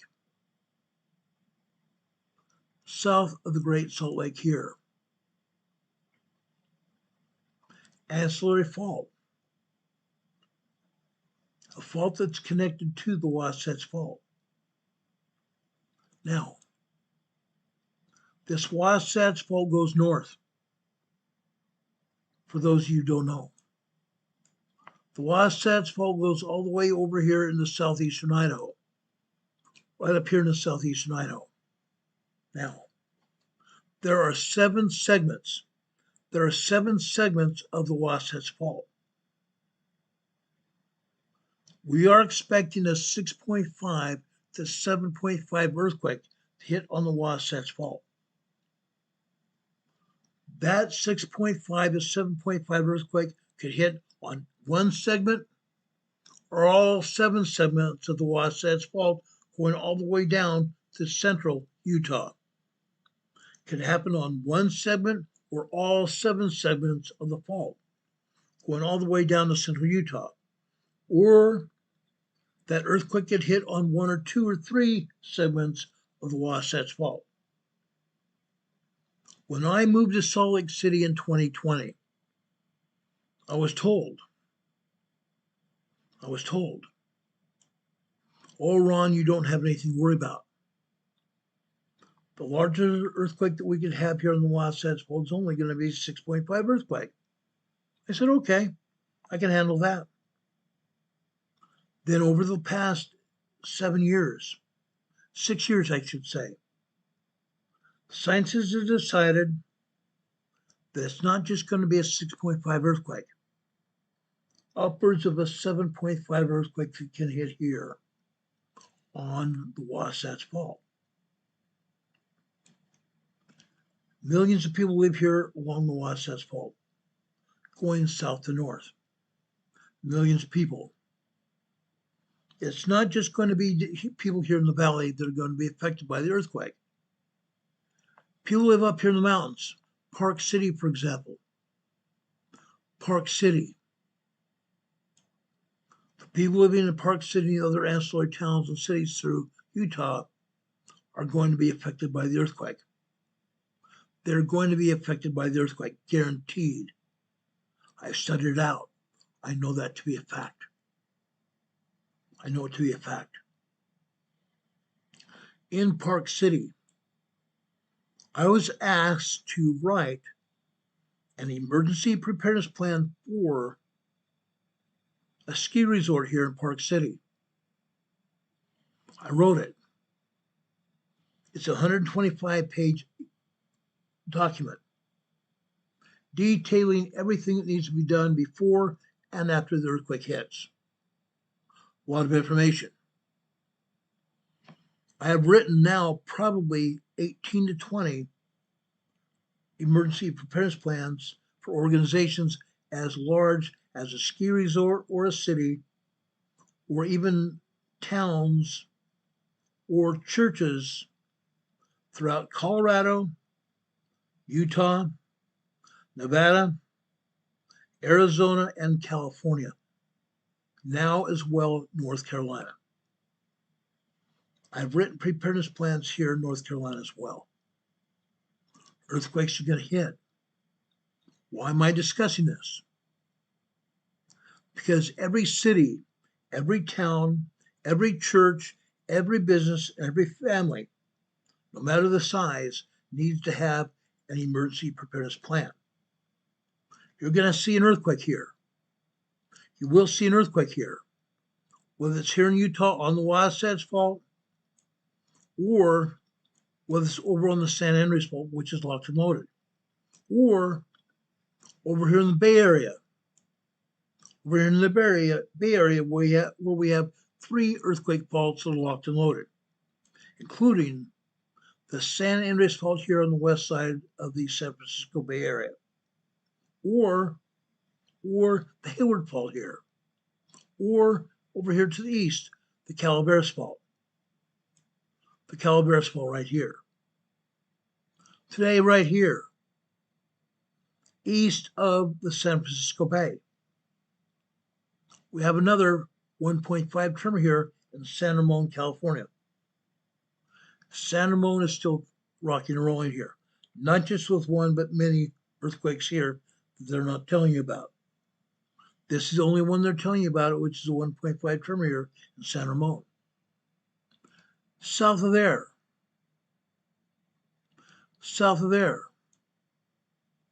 right between the Hayward and the Calaveras Fault, 1.5 tremor here in Alum Rock, California. This is where the Calaveras, the Hayward, and the San Andreas Fault come together, south of the Bay Area here. This is probably one of the worst places to live. Not because of violence, not necessarily because of gangs, but because of a tremendous part of what we're going to see here in regards to earthquakes. If even one earthquake fault gives, if one fault opens up here, it's going to open up the other earthquake faults here. This area here is going to be a tremendous area of damage from earthquakes here in this area, where 3 major faults come together here. One of the most dangerous areas to be here, just south of San Francisco Bay. earthquake faults happen everywhere. Going up here to the southern side of the Cascadia subduction zone. Look what we have here. This is on the Gorda Escarpment, west of the Triple Junction here. The Gorda Escarpment west of the Triple Junction here. The southern side, the southern end of the Cascadia subduction zone. Right here, we have a 4.7 moderate earthquake here. 4.7 moderate earthquake here in the Cascadia subduction zone area. The southern part of the Cascadia subduction zone region. 4.7 earthquake here. Right next to it here to the west. 3.6 earthquake here. 3.6 earthquake. This is a 2.7 here. Further west on the Gorda Ridge, or I should say the Gorda Escarpment here, a 2.7 minor earthquake here. Minor earthquakes and small earthquakes right here. The southern end of the Cascadia subduction zone region. Note here, east of these earthquakes, we have the San Andreas fault zone. Or not San Andreas. Yes, we have San Andreas fault west of here, but we have the Cascadia subduction zone going north. The Cascadia subduction zone fault zone runs from here all the way to Haida Gwaii, British Columbia, Canada. All the way to Haida Gwaii in British Columbia, Canada here. This is Haida Gwaii. Note here in Haida Gwaii, we also have what they call the Juan de Fuca Fault. This zigzag fault line here, also part of the Cascadia subduction zone region. The Cascadia subduction zone region. From Haida Gwaii south here on the Juan de Fuca Fault, we follow it down here. We follow it down here. This is the Blanca fracture zone right here.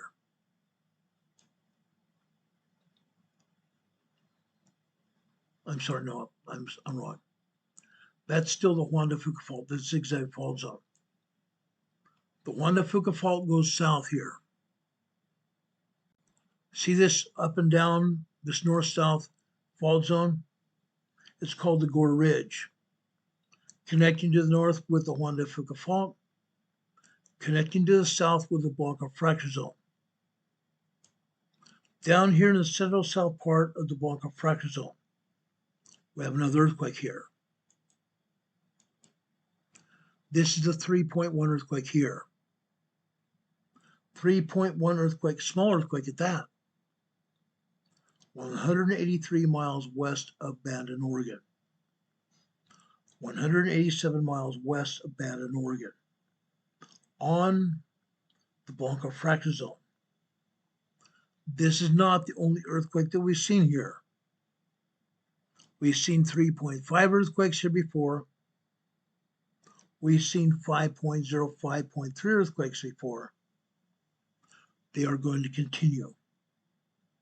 This again is part of the Cascadia subduction zone. Part of the Cascadia subduction zone region.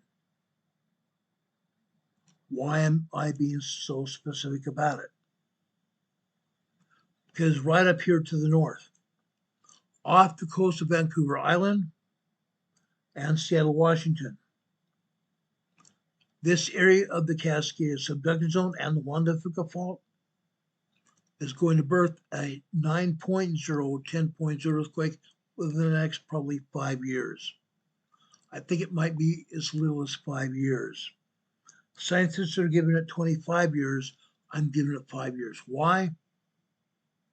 Because what we've seen here in this region, we've seen an increase in earthquakes here on land. We've seen an increase in earthquakes offshore as well. Offshore that USGS is not even talking about. But we're seeing earthquakes here. With all the earthquakes that are happening here, this increase in seismic energy here, that means we're going to also have a volcanic eruption here. When the Cascadia subduction zone last hit, A mariner that was off on a ship offshore from Washington and Vancouver Island saw either Mount Rainier and or Glacier Peak erupting at the time. Guess what we have now? Activity at both those mountains, especially Mount Rainier. Mount Rainier is steaming. Mount Rainier is steaming big time. Now, I also got a report on Saturday. I got a report on Saturday that you need to know about. And I'm not kidding. I am not kidding in the least. I'm being very serious here. They have issued a lahar warning. They have issued a lahar warning for Mount Rainier. If you go to my Facebook page, go to my Facebook page and scroll down. You're going to find a copy of that earthquake warning. Mount Rainier is heated up. Why is it heated up? Because we have hot, very hot magma down beneath the surface of the volcano. That volcano is beginning to show signs of a possible eruption in the near future. A possible eruption in the near future. We've seen levels of magma hitting here on the volcano that's heated up the volcano. Now scientists are saying, because the volcano is heated up, and because we're coming into the warmer seasons of the year, they are seeing the glaciers melt. They are seeing the glaciers and the snow melt on the side of Mount Rainier. Mount Rainier has more glaciers than any other volcano. These glaciers are melting. That's because magma down beneath the volcano is heating up the volcano, heating up the mountain. We saw this back in 2019. Back in 2019, we saw and showed you a video that showed a lahar happening in real time. We showed you a lahar happening in real time. A great big huge mass of ice and snow slid off the upper summit of Mount Rainier. It caused a lahar on Mount Rainier. When it happened, USGS and the Forest Service denied it happened. The United States Geological Survey and the United States Forest Service said it didn't happen. It did happen. Because within 1 or 2 days' time, all of a sudden the USGS and the Forest Service had to eat their throw up. Why? Because they had to admit that the earthquake happened, that we had ice snow happening as a result of the mountain heating up.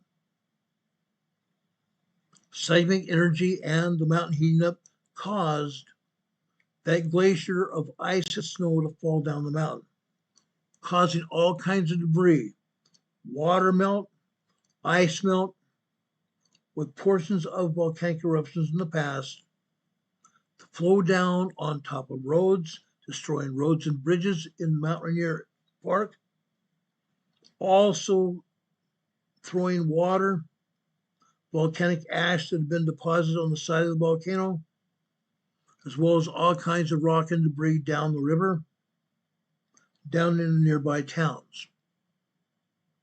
It happened. It's likely to happen again. It's likely to happen again. Towns such as Seattle, Galveston, Washington, northern towns north of Mount Rainier, towns east of Mount Rainier here, you can see it happen again. It's going to happen. It will happen, guys. It will happen. That you can be promised of. It's going to happen. It's a matter of time. It's literally the amount of time. We don't know when it's going to happen. It will happen. I'm urging residents, and yes, residents of this area got that brochure from the USGS showing that lahar is expected. That lahar is going to be expected. I urge all of you in this area to be very wary of it. Go to my Facebook page, Ron Tyler's Facebook page. Scroll down the Facebook page until you find that brochure, and you're going to find it. You're going to find it. Read it. Hear about what's going to happen here. This is real. This is very real. As we speak, I'm going right now over to my Facebook page to see if I can get a facsimile of it to show you what's going to happen. It's a matter of time. It will happen. I promise you that.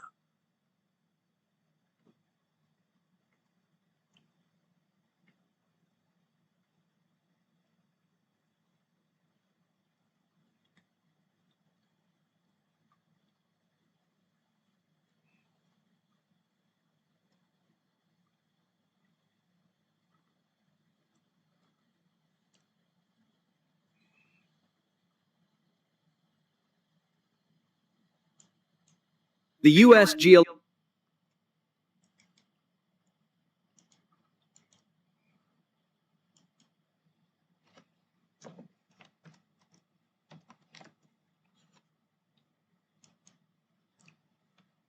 Okay, I'm going to show you this brochure. I've got a screenshot of it that I want to show you here.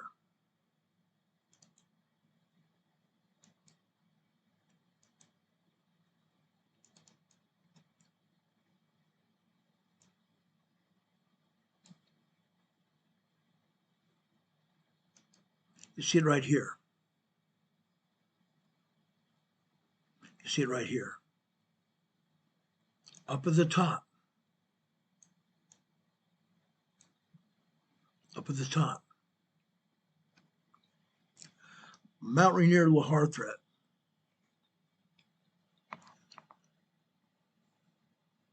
No malice, collapse risk. No malice, collapse risk. No eruption required. Yes, an eruption could happen, but in this case, no eruption required. USGS brochure 256, April 2026. Let's scroll up here. Here you see one of the roads leading to Mount Rainier. Right here. Let's enlarge this for you.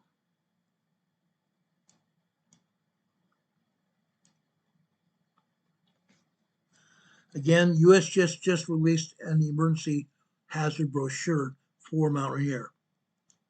lahar. lahar. It's going to happen. You see the reference hazard factors here? Lahar wet concrete. Lahar wet concrete. What does that mean? When ash, it doesn't have to be ash right now, but any kind of ash, when it meets water, any kind of moisture, it turns to concrete. Turns to concrete. It becomes rock. It becomes very heavy. And as a result, you're going to see great big huge volcanic rock made of ash flowing down the river, going down the side of the mountain. Going down the side of the mountain. West flank, unstable. The western flank, the western side of Mount Rainier is unstable. Evacuate or flight. You need to evacuate on foot. You need to get as far away from any of those rivers. Get as far away as you can from Mount Rainier itself. If it's near a river and then a lahar happens, if you're near a river, you might be swept away. The debris coming down the river from the volcano will expand the river bottom. The rivers will overflow their banks. The debris from the volcano, all that ash, all the debris, the rock, the trees, the limbs that came down the river are going to continue down the river and cause problems. Could possibly even cause someone to drown or even be flooded out from their homes. You need to be aware of this. Not too many other people are saying this. You're not going to see too many other people talking about this, but it's going to happen. It's going to happen, guys. I promise you that. It will happen. Does anybody have any questions about this? Does anyone else have any questions about the Mount Rainier lahar threat? You need to be very much aware of what's going to happen, guys. There is a very good possibility it could happen at any time. Any time.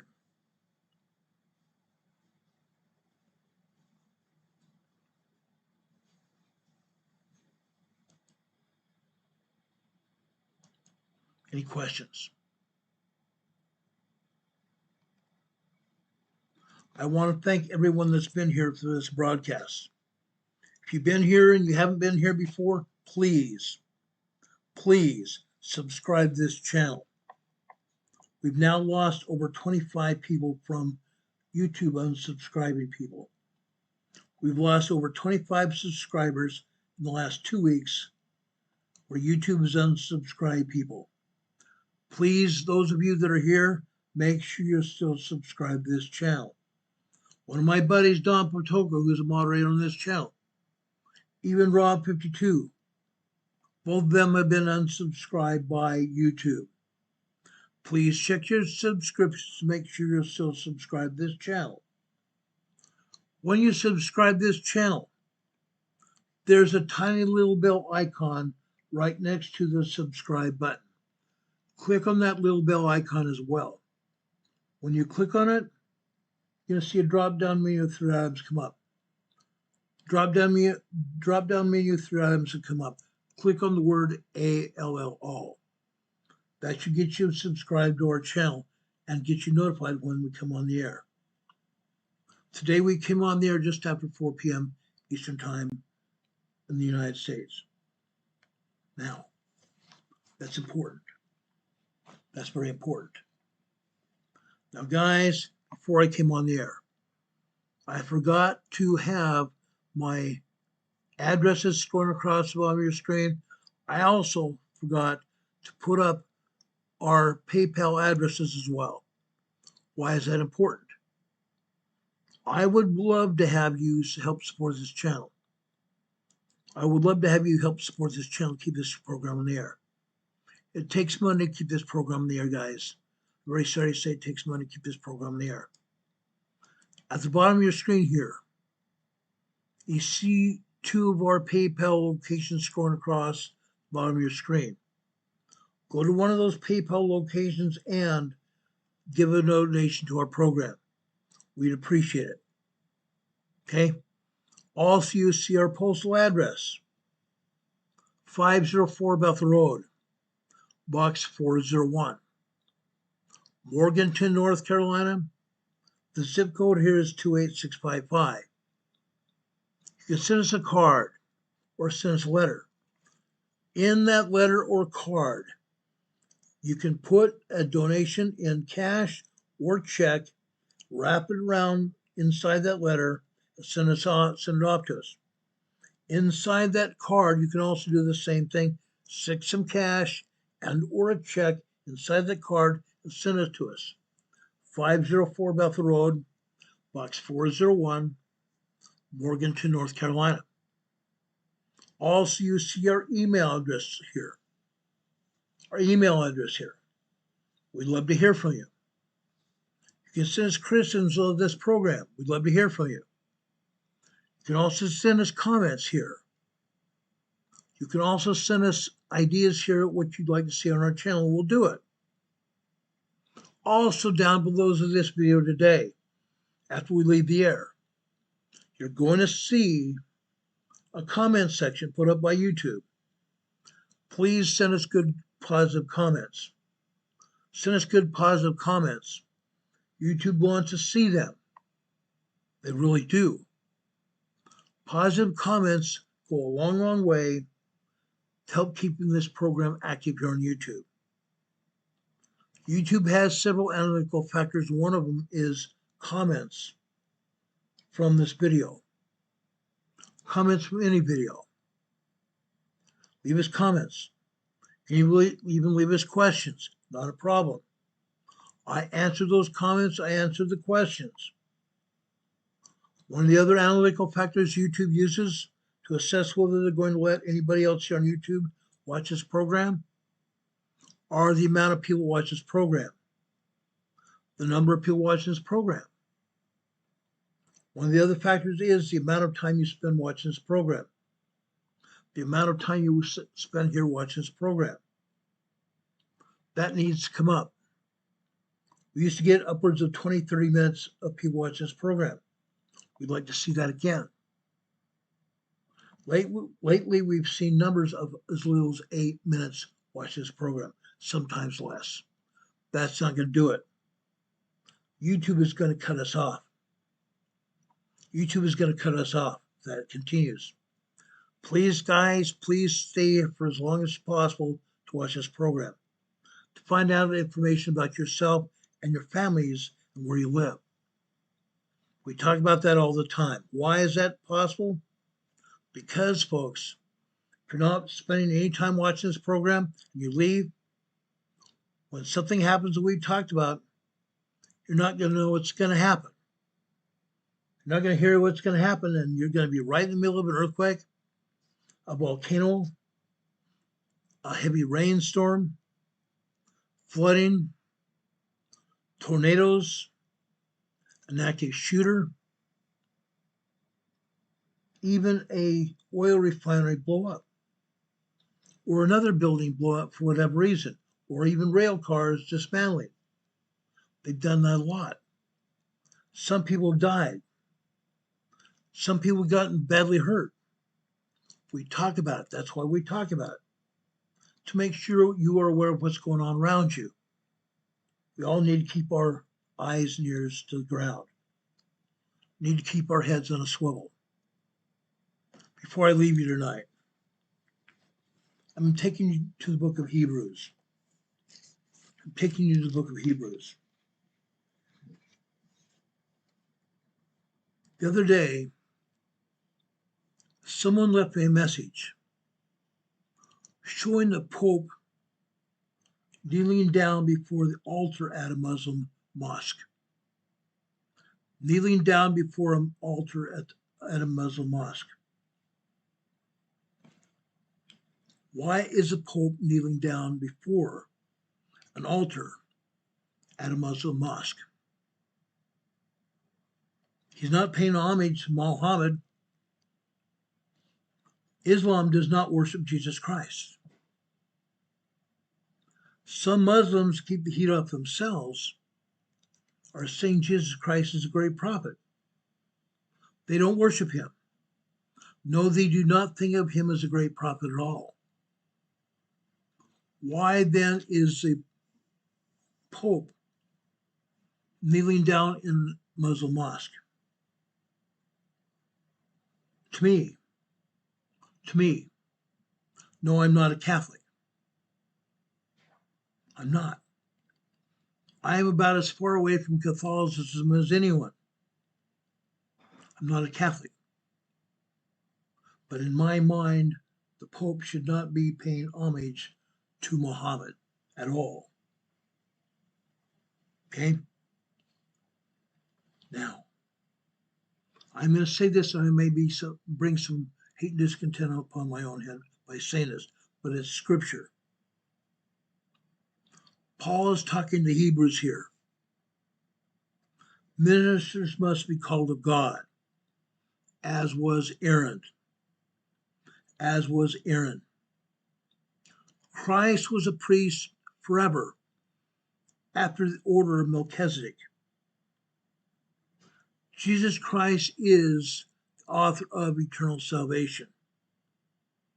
In Hebrews chapter 1, verse 5, Paul is saying here, quote, "And no man taketh this honor unto himself, but he is that is called of God, as was Aaron."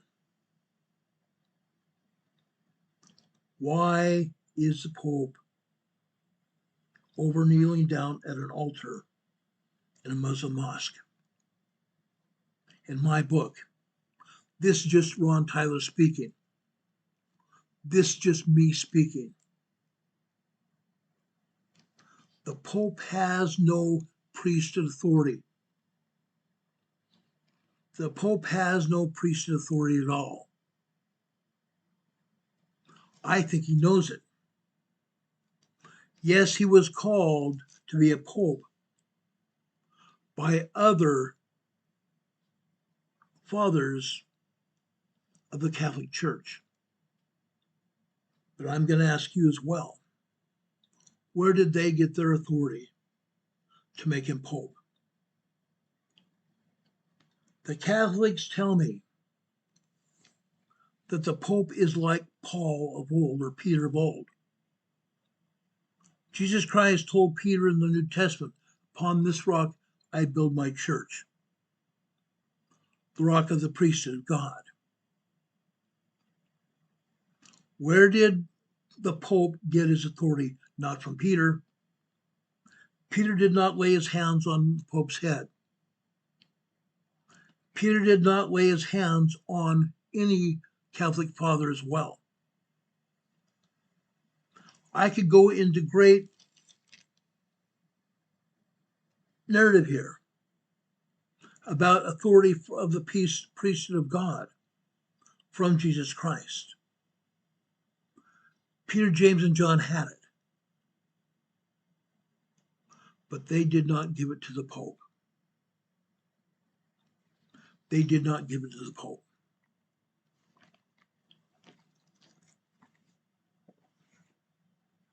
I had 204 people that agreed with me about that post that I made.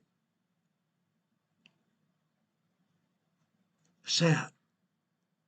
A sad day. Guys, it's my testimony that Jesus is the Christ, the Son of the living God. The authority of the priesthood of God is here on this earth.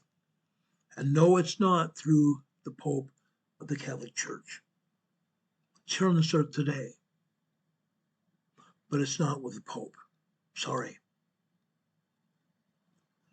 Jesus Christ wants us to follow him. He wants us to honor him. He wants to help us. He wants us to help us. I gave a great long Sunday school class yesterday morning. I gave a long Sunday school class about Moses and the children of Israel crossing through the Red Sea. Jesus Christ anointed Moses as a prophet, seer, and revelator to the children of Israel. A prophet and 12 apostles is upon the earth today, leading and guiding his church. Today,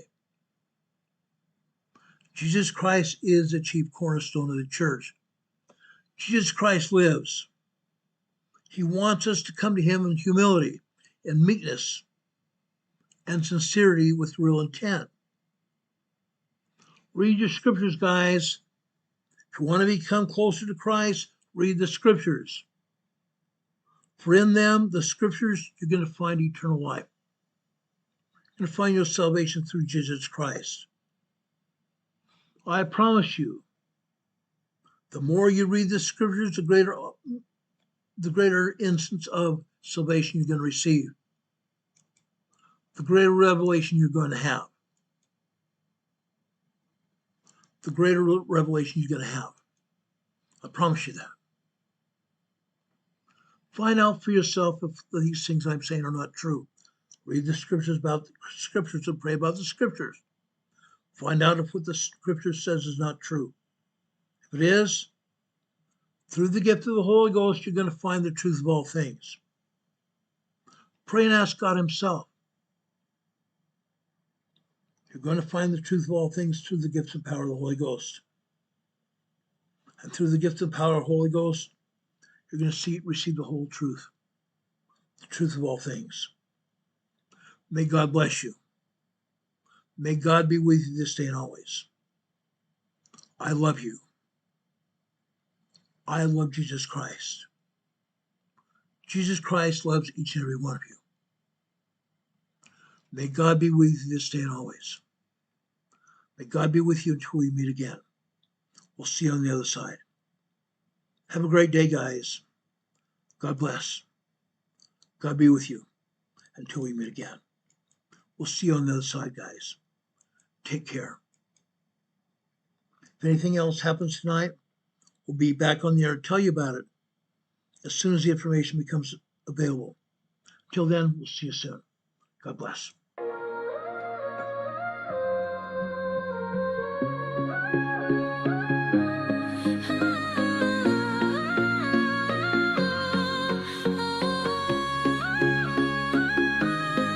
Here at Emergency Management Associates, we're dedicated and true, bringing you the essential knowledge, helping you see things through. From disaster preparedness to navigating recovery's embrace, we're here to guide you in every unpredictable time and place. Complex, make it easy to grasp and absorb, sharing strategies for safety, the vital lessons you can't afford to hoard. So thank you for watching, and thank you so much for your sub. You're a key part of our growing family, a member of our knowledge club. With every like, every share, and every comment you send our way, our critical message spreads further, helping more people every single day. Together we're stronger and more prepared. That's the truth we all abide. You help us build resilience with nowhere for uncertainty to hide. Your engagement truly inspires us. Your feedback acts as a guiding light, helping us continually grow and making our channel's future bright. We're always learning, always striving to be better, bring you the most up-to-date information, no matter the weather. Emergency Management Associates is here for you now and forever, it's true. Keep watching, keep